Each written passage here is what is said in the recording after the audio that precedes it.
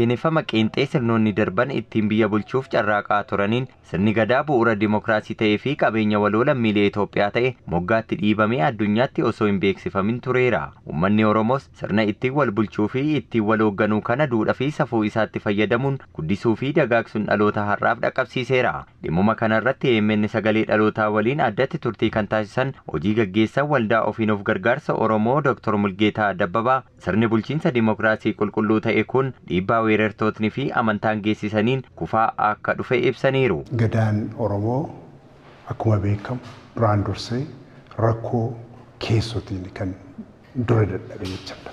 Kana jechuun maal inni amma fakkeenyaaf Jimmatti Zagibee Steets Wallaggatti akkasumaan mootiin uumamuun gadaan cabee sanatti ce'uun tokko isaan gafaati isaan walaati. Lammata amantaadha. Amantaa kiristaanas haa ta'u islaamaa karaa bahaa oo deemte Jimmas Ilubbaaboris oo deemte amantaan dhiibbaa guddaatti godha. Jiddu galeessa irrattis amantaan ortodoksii jechaadha. Sanattaaniti kan weerarri mootii Minilik yookiin biyya tokko godhanii amantaa tokko jalatti bulchuudha tattaaffiin godhame gadaa irratti dhiibbaa kan godhe sanattaaniti.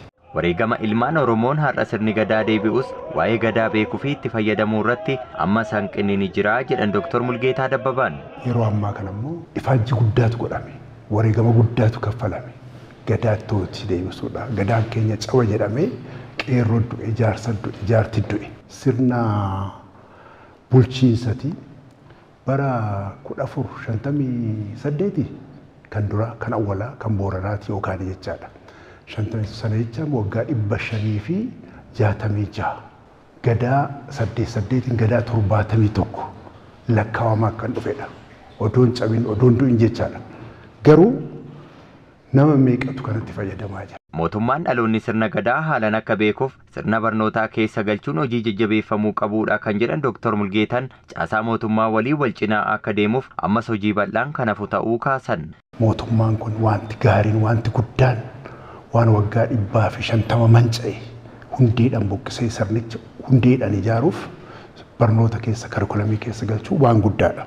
Caasaanis immoo amma gadaan akkuma beektu gadaan kan Booranaa jira, kan Maccaas jira, kan Tuulamaas jira. Gadaa kana waan walitti fidu immoo gumii ijaaranii mataa walitti qabanii akka konfedereeshinii federeeshinii wayii taasisuudhaan tattaaffiin godhamu gaariidha.